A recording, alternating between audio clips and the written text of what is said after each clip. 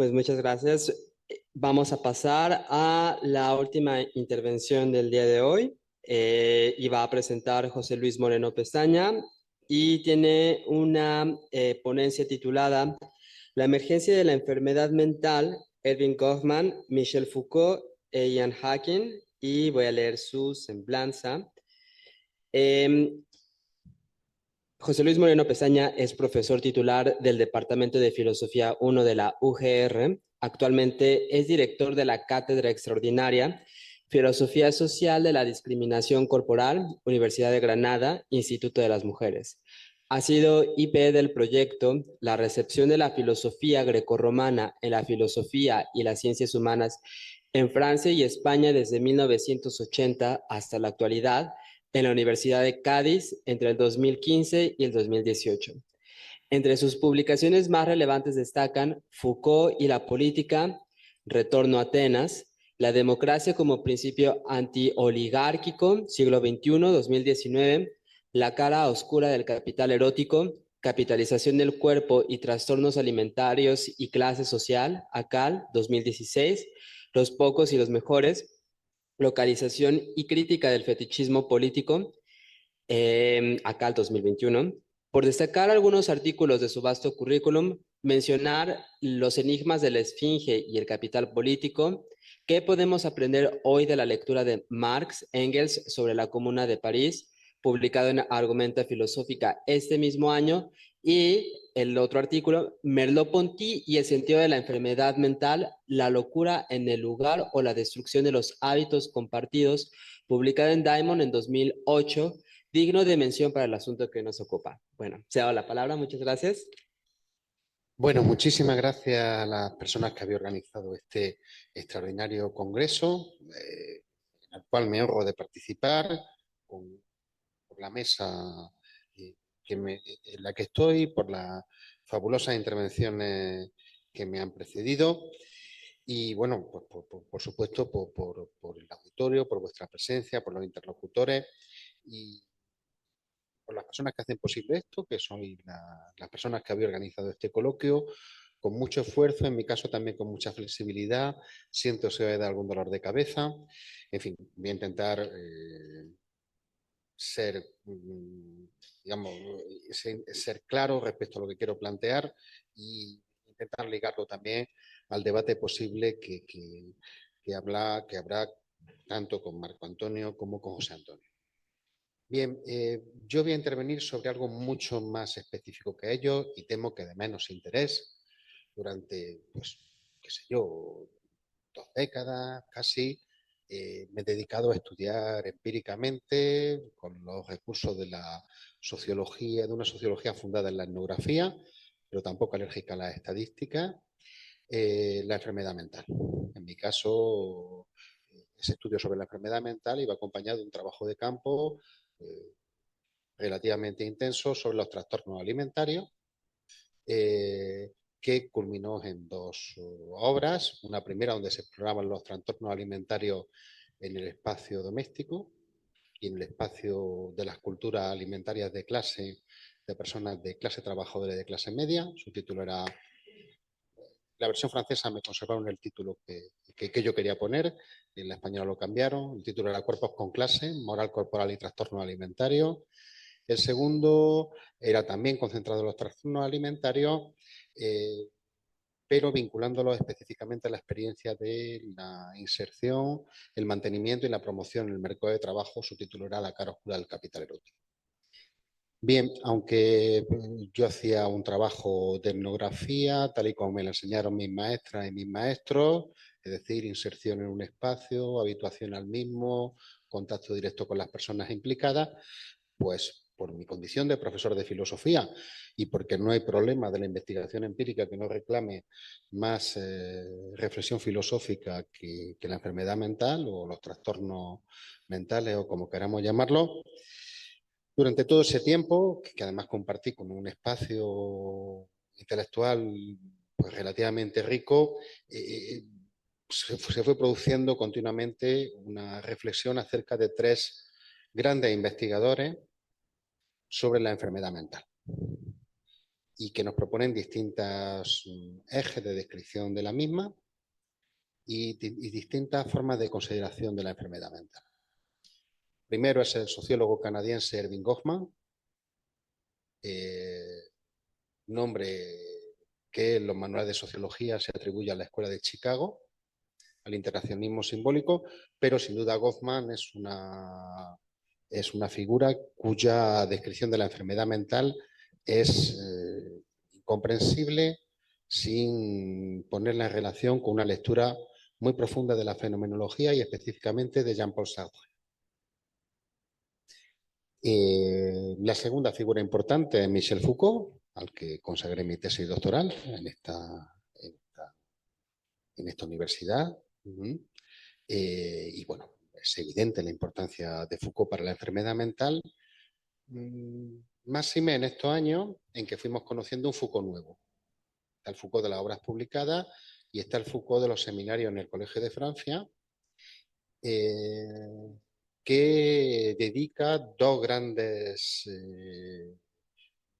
momentos a reflexionar sobre lo que fue su tesis doctoral, Historia de la locura en la época clásica, en un periodo, digamos, extremadamente sensible en su obra, porque se estaban produciendo transiciones muy complejas. Los dos cursos en cuestión son el poder psiquiátrico y los anormales. Poder psiquiátrico y los anormales es un Foucault maduro, una persona con una formación científica en historia de la psiquiatría absolutamente envidiable, que puede comprobar fácilmente quien acuda a la lectura de esos cursos, que reflexiona sobre lo que fue su primera obra de juventud y también sobre lo que fue su primera vocación, porque antes del Foucault filósofo tenemos un Foucault protopsicólogo, lector del marxismo, de la fenomenología y del conductismo, algo que no era tan extraño en la Francia de los años 50, y respecto del cual es extremadamente interesante leer esos dos cursos, también otros muchos, porque la cuestión de la locura, la sinrazón y la enfermedad es permanente en la obra de Foucault.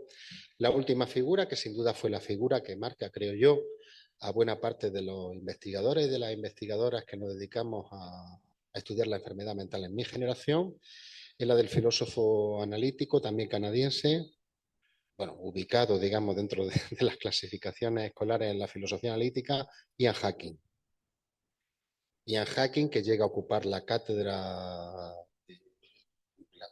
en el Colegio de Francia, se decía la cátedra de Foucault, pero no es exactamente el organigrama del Colegio de Francia. Durante unos años, Ian Hacking escribe dos grandes obras, después de una primera trayectoria como filósofo específicamente analítico, dos grandes obras sobre la enfermedad mental, que son Rewriting the Soul, o Reescribiendo el alma, y Mad Travelers, Los locos viajeros, que yo creo modifican absolutamente el panorama filosófico acerca de la reflexión sobre la enfermedad mental y sobre la locura, entre otras cosas, porque no es Los locos viajeros, pero sí en Reescribiendo el alma,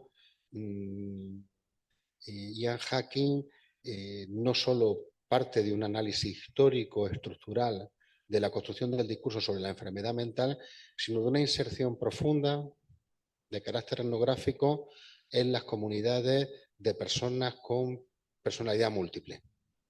Un trastorno que fue detectado y que adquirió niveles epidémicos en Estados Unidos en el último tercio del siglo XX. Bien, pues voy a presentar lo que yo creo, voy a presentar de manera extremadamente simplificada lo que yo creo que son las ganancias que nos proporciona cada uno de estos autores hoy. Posteriormente, si voy bien de tiempo, voy a confrontar con lo que yo creo que son retos actuales de nuestro discurso acerca de la enfermedad mental. Me voy a concentrar específicamente en lo que se llama la epidemia de depresión y la lectura crítica, digamos, vinculándolo, digamos, con una tradición social más o menos marxista, de los estudios culturales que ha propuesto Mark Fisher acerca de la epidemia de depresión y de otras tantas formas de malestares contemporáneos.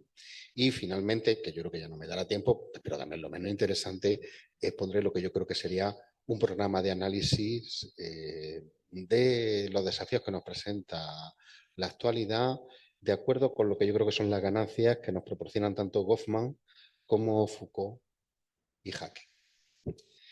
Bien,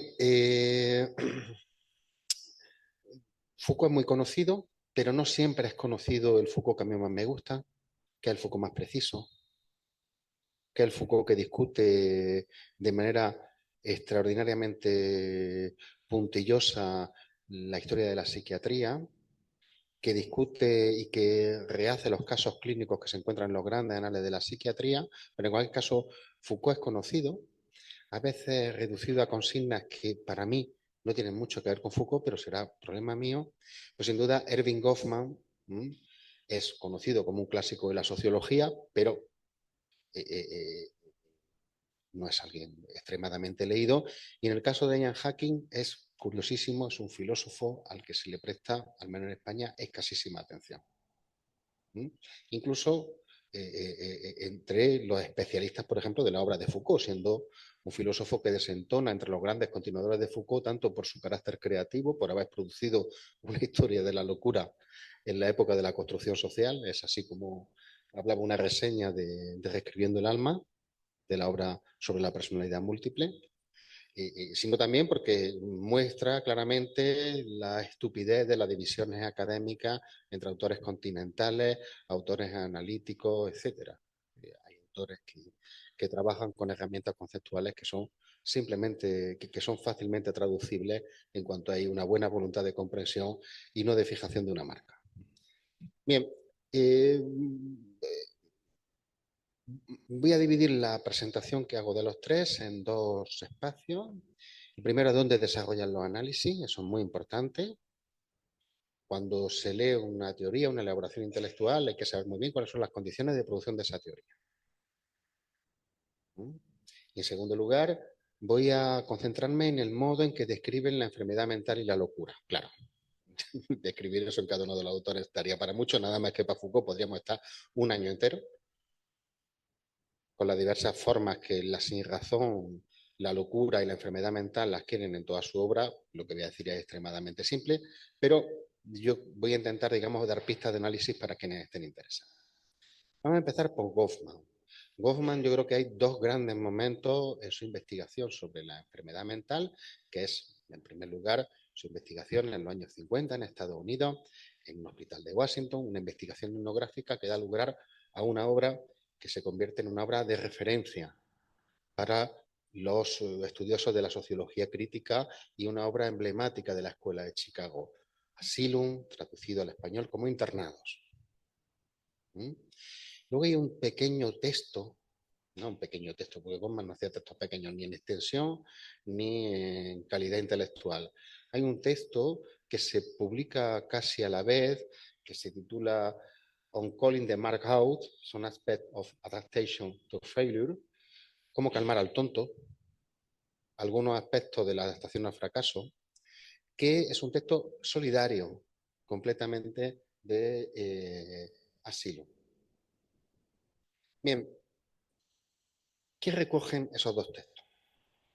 Lo primero importante es una idea básica que cuesta muchísimo introducir en el debate contemporáneo, pese a que ya es un análisis, pese a que ya uno podría pensar que forma parte de los análisis centrales, yo diría, de una filosofía crítica del mundo social. La idea de contingencia de carrera. La idea de contingencia de carrera, que aparece también en otra obra de otro clásico de la Escuela de Chicago, en Outsiders, de Howard Becker, es la idea siguiente. Frente a las condiciones sincrónicas de la enfermedad, que consideran fundada básicamente en los resultados de estudios estadísticos interpretados sin introducir la temporalidad y las fases. Pero esto es muy importante cuando se hace filosofía de la ciencia, cuando se hace epistemología, ver cómo se producen los datos. Quien ve estudios estadísticos, ¿qué información tiene de las fases? ¿Qué información tiene del paso de un estado a otro? Os digo cuál, cero. Lo que pasa es que los estudios estadísticos tienen la virtud de que hay un cientificismo ridículo que en cuanto ve tablas calla a la gente y se inclina ritualmente ante ellas. ¿Qué es lo que hace Erving Goffman? Lo que hace Erving Goffman es recordarnos que entre una fase y otra de la enfermedad mental, por ejemplo, entre el momento en que una persona está en una situación crítica, los que están junto a él deciden que en esa situación crítica su razón ya no vale y se buscan la alianza de una autoridad externa a esa persona que retraduce lo que esa persona dice y hace, pasan muchas cosas. De hecho, las situaciones críticas en las que se encuentra esa persona, que por ejemplo acabará siendo internada, dice Goffman, son las situaciones críticas que si investigamos mínimamente en nuestra propia vida o en la vida de los que tenemos al lado, casi todo el mundo padece. Que se forme una coalición entre tus próximos y alguien que decide introducirte en un espacio de interpretación de aquello que dices como resultado de una sintomatología que formará parte de una especie nosográfica. ¿Mm? Para que eso suceda tienen que pasar muchas cosas. Esta idea es importantísima, dice Goffman, porque nos ayuda a ver la fase y nos ayuda a salir de una visión de la enfermedad mental extraordinariamente dañina. Esto nos gustaba especialmente cuando estábamos investigando y nos preguntábamos no solo cómo se entra, sino cómo se sale de la enfermedad mental. Uno de los efectos peores que tiene la presentación de las enfermedades mentales como síntomas que se reclaman unos a otros casi por la lógica de la infección, es que desarman la capacidad de, de autocontrol de los propios implicados. Cuando una persona habla sola, tiene una alucinación y se le explica esto es porque hay una enfermedad que se está desarrollando en ti, el efecto es muy diferente. Sobre eso hay un libro que es de una antropóloga extraordinaria, Sue Stroff. El efecto es que las personas quedan absolutamente desarmadas y empiezan a representarse a sí mismos como si solo fueran el caso de una especie casi natural, que es la del enfermo mental. ¿Cómo se produce la afirmación de, cómo se produce la investigación de, qué es lo fundamental de la investigación de internados, las fases y los efectos que va produciendo? Goffman es extraordinariamente cauto, otras cosas porque está investigando bajo permiso médico, acerca de la epistemología de la psiquiatría. Lo que sí dice Goffman es que la experiencia de que alguien crea una coalición contra ti, se te impone una identidad y hagas lo que hagas una vez que has cruzado un determinado umbral, se interpreta lo que haces como parte de esa identidad, es una experiencia de mortificación del yo. Es algo que sucede, por eso el otro texto al que me refería, en las empresas cuando se destituye a alguien, se le expulsa entre los grupos de amigos, de científicos, de intelectuales, de políticos, cuando a alguien se le marca con el ostracismo. En ese momento esa persona entra en una muerte social, comienza una coalición que consiste en calmar al primo, calmar al tonto. No te lo tomes así, no recurras a la violencia, habrá otras oportunidades. Esa situación, que es muy típica de la empresa, es la que se produce dentro de una familia cuando alguien ha visto que aquello que quiere explicar es recibido como algo sin sentido por las personas que lo escuchan, gracias a la coalición con un extraño. Esa experiencia de la mortificación del yo, de que los muertos en vida siguen entre nosotros, cada uno de nosotros un conjunto de muertes. Esa experiencia de la mortificación del yo y de la formación de la coalición, Goffman lo convierte en el centro de lo que él llama las contingencias de carrera. Luego, digamos, forma de adaptación de los individuos al rol que se le ha dado. Por ejemplo, se llama las adaptaciones secundarias, cuando una persona ve que haga lo que haga, se ha interpretado de una manera, empieza a actuar de esa manera, empieza a sacar todos los beneficios que existen a partir de la adaptación, de la aceptación de ese papel. Bien, esta es la primera entrada de Goffman. que es valiosísima porque nos indica frente a la visión diacrónica, la visión sincrónica y procesual, la experiencia del tiempo y de las fases. En segundo lugar, frente a la creencia que la enfermedad mental es una experiencia única, la importancia de que es una experiencia única de mortificación y de destrucción de la identidad y del locus de control interno de los seres humanos, similar a la que se produce en otras formas de violencia y de normalización social. Pero esta no fue, digamos, la última palabra de Goffman. La última palabra de Goffman era muy profundo para eso, se produjo en un texto ya del 68, de 1968, si no me equivoco, cuando Internados se había convertido en una especie de Biblia de la antipsiquiatría. Y la gente empezaba a decir, basándose en la investigación de Goffman, que no decía nada sobre por qué la gente recurría a un tercero, simplemente decía que eso se producía, cuando la gente utilizaba internados para decir que la enfermedad mental era una construcción. Que por lo tanto la enfermedad mental era falsa. Este problema de que si algo, una construcción es falso, no va de suyo en absoluto, veremos cómo lo va a recuperar Hacking. Algo puede ser una construcción o tener una parte de construcción, pero ser también verdadero en cierto modo. Pero en el caso de Goffman le parecía que acababa produciendo una especie de ideologismo político y de pereza sociológica enorme.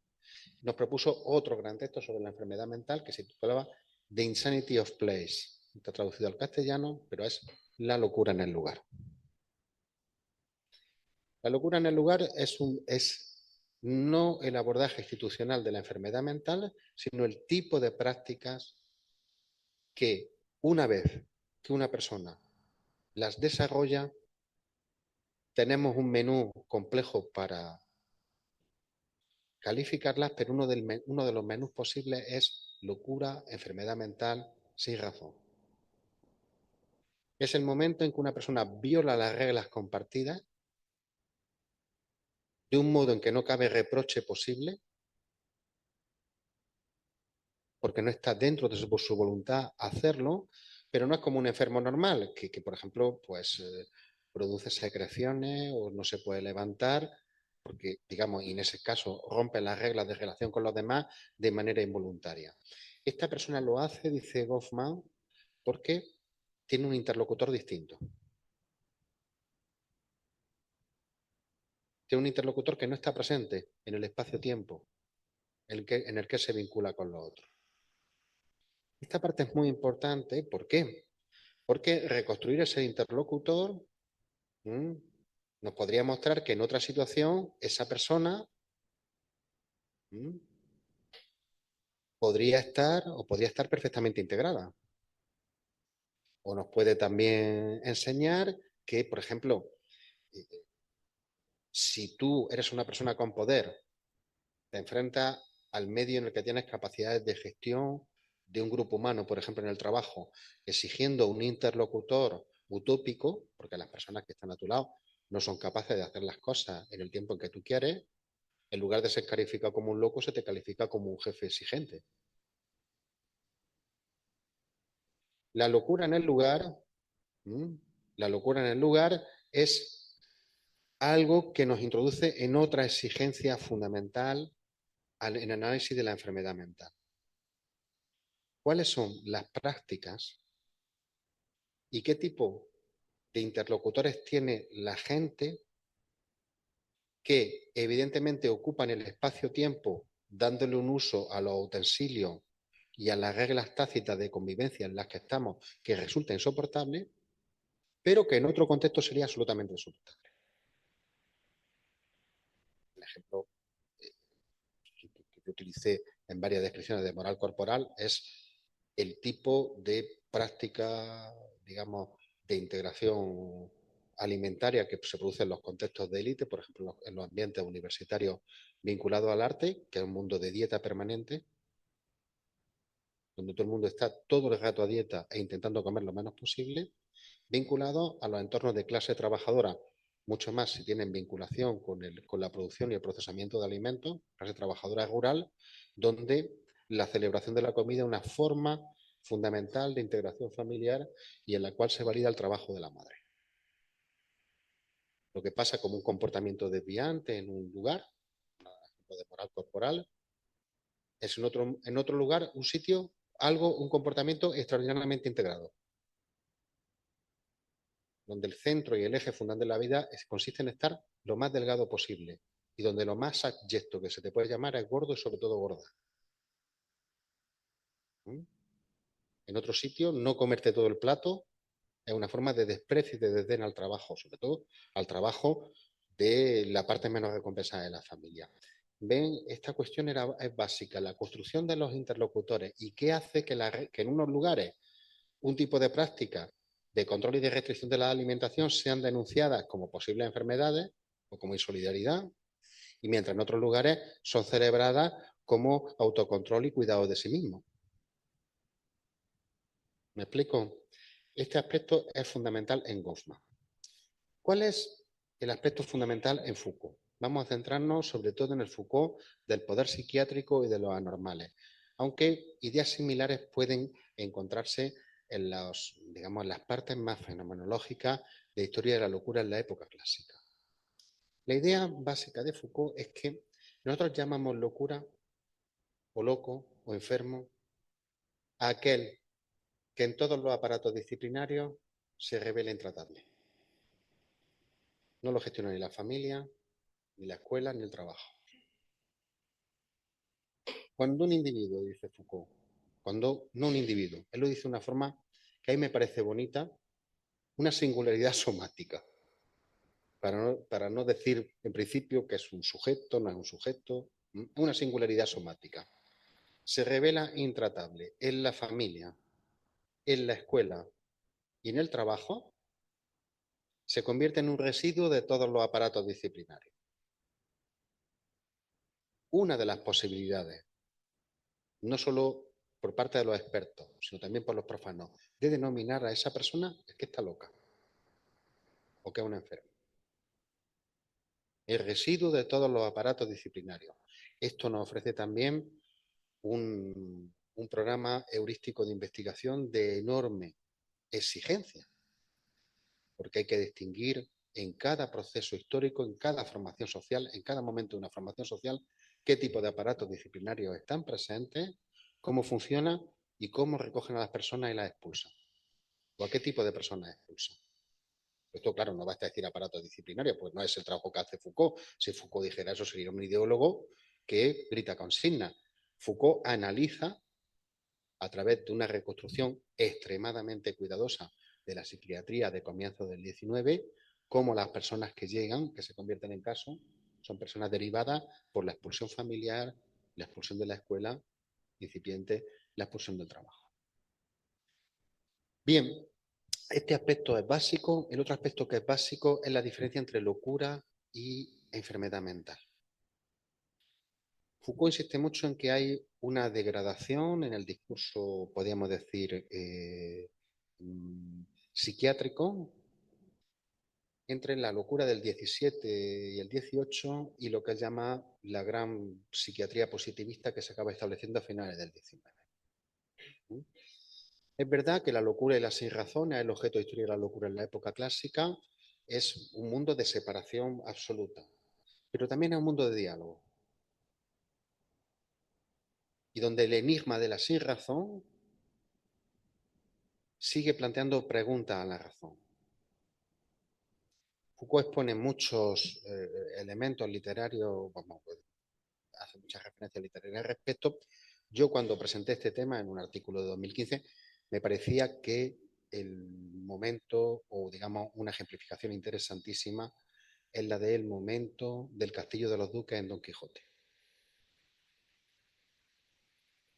En la segunda parte de la obra, los duques que ya han leído la primera parte de la obra, en Zaragoza, si no recuerdo mal, camino de Barcelona, recogen a Don Quijote y Sancho y les montan en su castillo una especie de comedia con bufones contratados para reírse de ellos.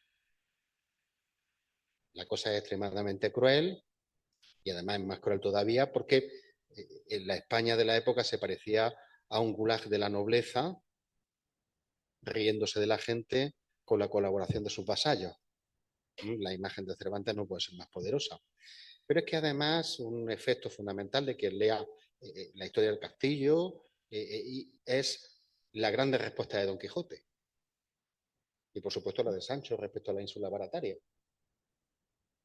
Tenemos aquí gente burlándose de la locura con un dispositivo dramático extremadamente representativo de ese mundo, en el cual, digamos, Cervantes nos salva a Don Quijote, pero Don Quijote, desde su sinrazón, dice muchas verdades a quien está leyendo el libro. ¿Verdad? Es un dispositivo epistemológico, nos dice Foucault, en el cual el diálogo con la sinrazón, aunque hubiera separación, seguía presente. Mientras que el mundo de la psiquiatría positivista es el mundo donde casi todos los discursos, donde digamos la cuestión estriba fundamentalmente en introducir un discurso, una práctica en una categoría abstracta. Es como se hace en la mala filosofía. Uno, en lugar de poner al pensamiento a trabajar con el mundo, busca un ejemplo del mundo y ¡plum!, lo coloca en un discurso abstracto. Exactamente eso hace la psiquiatría positivista. El diálogo y el enfrentamiento violento, despectivo, pero en el cual, digamos, todavía había formas de intersección, desaparece. Es lo que diferencia el mundo del gran encierro, dice Foucault, con el que se funda la modernidad, del mundo cartesiano, del mundo de la psiquiatría positivista. Como ven, es otro espacio de descripción. Es un espacio de descripción histórico, pero en el cual también, digamos, hay un elemento epistemológico fundamental. ¿Un loco es solo un loco?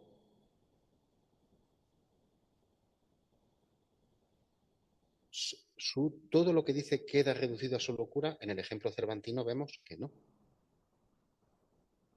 Bueno, en el ejemplo cervantino es una persona que no está loca en absoluta. Sancho, y respecto a la ínsula barataria, le da sopas con onda digamos, a todo el poder feudal y sus laméculos que se estaban burlando de él. Bien, esta parte es también fundamental. Es otro elemento importante que nos exige un trabajo hermenéutico y de recepción de los discursos de las personas calificadas como enfermas, locas, con un trastorno, etc. Y la no reducción de la identidad de esa persona a ese trastorno. Bien, tercer punto, tercer elemento fundamental, o tercer autor fundamental, perdonen, es Ian Hacking. ¿Qué es lo que nos dice Ian Hacking? Ian Hacking está muy preocupado por combinar un discurso de respeto a la racionalidad de la psiquiatría con la introducción de elementos básicos que le parecen absolutamente fundamentales de parte de Foucault y luego más tarde de Erving Goffman, porque Ian Hacking se forma primero en Foucault y posteriormente va a leer los textos de Goffman. Lo fundamental de Ian Hacking es, la aportación fundamental está en esas dos obras, es la idea de que hay dos tipos de enfermedades. Hay enfermedades indiferentes, el modo en que las designamos y las tratamos tiene escaso efecto, en el desarrollo de la patología, y hay enfermedades interactivas o híbridas en las cuales la eclosión y el desarrollo de la enfermedad depende fuertemente del modo en que las designamos y las tratamos. Y para eso se concentra en dos enfermedades históricas, una contemporánea y otra de finales del siglo XIX, principios del XX. Perdón, finales del siglo XIX, principios del XX, sí. La enfermedad de principios del XIX, principios del XX, de finales del XIX, principios del XX, es la que se conoce como automatismo ambulatorio. Es una enfermedad fundamentalmente masculina que se diagnostica en Europa, donde la gente salía de casa, fundamentalmente hombres, y no volvían a aparecer hasta mucho tiempo después, sin acordarse de nada. El libro Mass Travelers tiene un cuadro, creo que es de Monet, porque son personajes que aparecen mucho en los impresionistas, el hombre solo andando. Un individuo que anda solo. Esa enfermedad, dice, es una enfermedad que se diagnostica de manera muy fuerte, exactamente igual que la personalidad múltiple, sobre la que se hacen películas, etcétera. Hay un montón de películas, identidad, y que de repente el automatismo ambulatorio se deja de diagnosticar en la segunda década del siglo XX. Entonces, hacking yo creo que es una construcción extraordinariamente fina y que debería cambiar la agenda de descripción y las imposiciones de descripción cuando se trata desde un punto filosófico, político y social la enfermedad mental, debería, pero no lo hace, porque es muy exigente. Nos pone muchos desafíos antes de hablar. Dice que las enfermedades mentales transitorias, no transitorias porque existen durante una época en un individuo, sino porque se diagnostican, no porque exista una época en un individuo y luego pasen, sino porque se diagnostican durante una época, dependen de lo que él llama un nicho ecológico con 4 vectores. Son enfermedades que se desarrollan gracias a que hay un nicho ecológico con 4 vectores. En primer lugar, hay una taxonomía. Tiene que haber agentes en el campo de la medicina o de la psiquiatría que detecten esa enfermedad y que se conviertan en empresarios culturales de esa enfermedad. En moral corporal tenéis el ejemplo de personas que, digamos, de la discusión enorme acerca de los casos, ciertos casos se tenían que diagnosticar con otras patologías, como parte de otras enfermedades, en un cuadro nosológico específico o como anorexia. Un conflicto enorme en el campo de la psiquiatría acerca de cuáles son las taxonomías, que lo describo, lo cual tiene consecuencias institucionales, políticas y sociales, en las que se tienen que incluir ciertos comportamientos. Entonces, una cuestión importante es preguntarse quiénes son los que introducen la nueva taxonomía y consiguen que esa taxonomía se estabilice. En el caso del automatismo ambulatorio es un médico, además de Poitiers, la ciudad de Foucault. En el caso de la enfermedad de la personalidad múltiple, digamos, es una coalición de médicos que rompen con presupuestos, digamos, muy fuertes en el propio espacio psiquiátrico norteamericano, en el cual la idea de un trauma planteaba muchísimos problemas epistemológicos.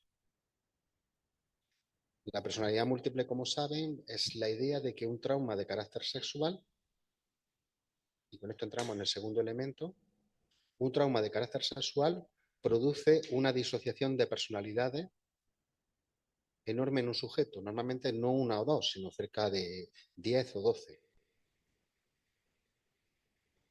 Segundo elemento importante de un nicho ecológico, no solamente la taxonomía, sino lo que Hacking llama una polaridad cultural. Los comportamientos son comportamientos que a la vez producen una ansiedad enorme. La ansiedad respecto a los abusos sexuales es hiperfuerte en la cultura norteamericana y viene de dos centros: centro religioso ultraconservador defensor de la familia y de un tipo específico de feminismo, que reactualizan una categoría relativamente desacreditada, la de trauma psíquico. Sabemos muy bien lo que es un trauma físico, pero el trauma psíquico hay un montón de discusión acerca de qué demonios puede llegar a ser. Y se integran en una cultura que es la cultura de la celebración de la pluralidad, la disociación, la creatividad de los sujetos. Es decir, la personalidad múltiple existe en el momento de celebración de la posmodernidad.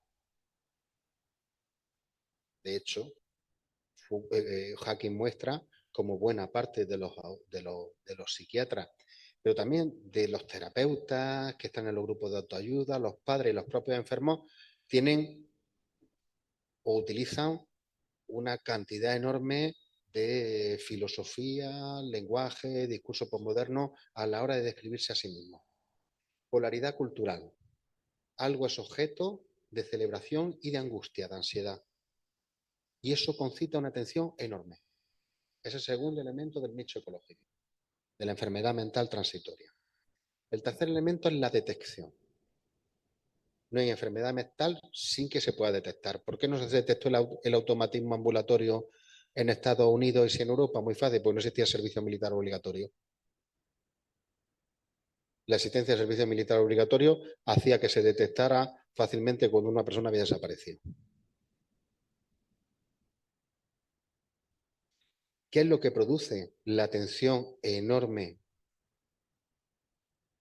a la personalidad múltiple? La existencia de una literatura fortísima, impulsada de diferentes instancias terapéuticas, académicas y clínicas acerca de la infancia y de la vivencia de relaciones sexuales que funcionan como trauma. Eso produce, digamos, un nivel enorme, no de rechazo moral, irritación política, sino de atención clínica. Podríamos decir, eso puede convertirse en un discurso contra la familia patriarcal, 5 minutos ya. Puede convertirse en un discurso contra la familia patriarcal o puede convertirse en un discurso, digamos, contra instituciones que amparan la violencia sexual contra los niños o relaciones no consentidas. No, se convierten en la clave de inteligibilidad de un comportamiento determinado, que pasa a formar parte del menú de descripciones disponibles en una cultura. Aquí muestra cómo eso se expande en obras literarias, artísticas, por supuesto en el cine, porque hemos visto un montón de películas de Antena 3 donde hay personalidad múltiple o división de personalidad por un trauma sexual, etcétera. El cuarto punto, y ya con esto voy terminando, solo me ha dado tiempo a uno de los aspectos de los tres pensadores a los que me referí, pero bueno, luego ya se puede desarrollar más o menos en otros contextos. El último momento es el que la enfermedad mental da posibilidades para aquellos que la tienen de hacer cosas que de otro modo no podían hacer. Hay un momento de liberación. Solo gracias a la etiqueta de enfermo se pueden hacer cosas que de otro modo eran imposibles.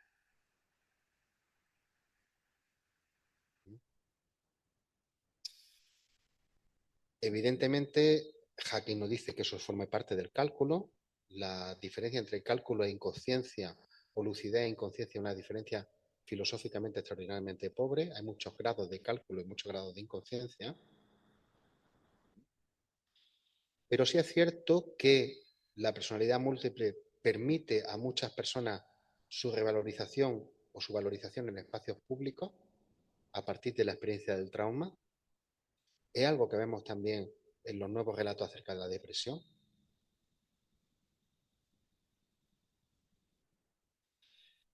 La enfermedad mental proporciona la posibilidad de la conversión del sujeto en centro de un acontecimiento epocal,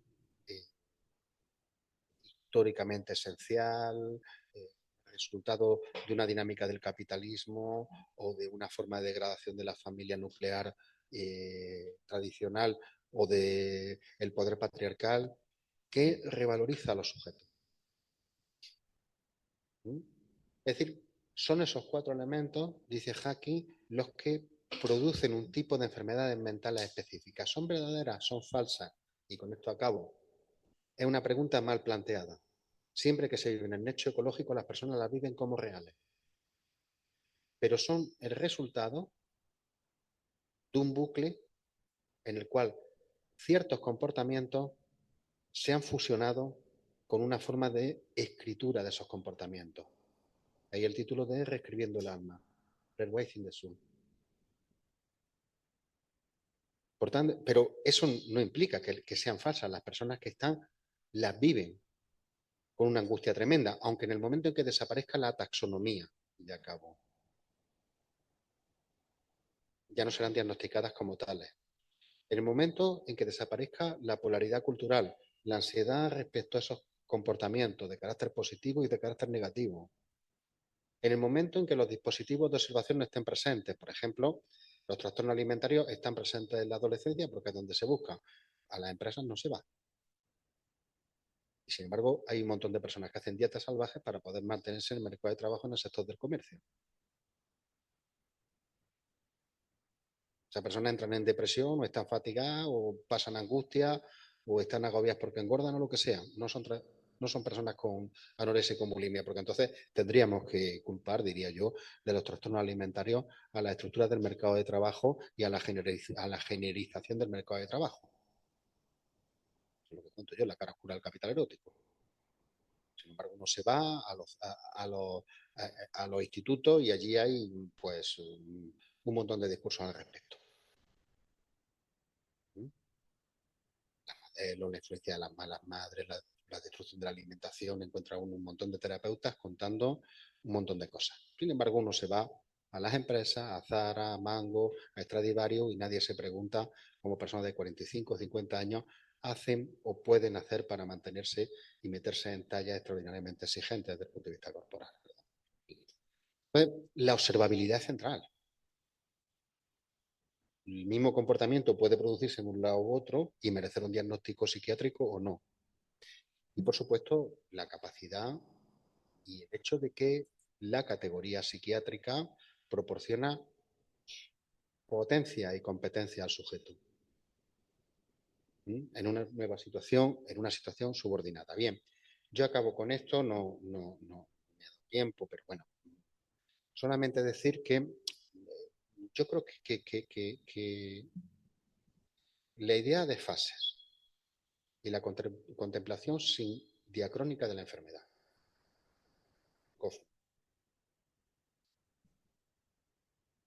La insistencia en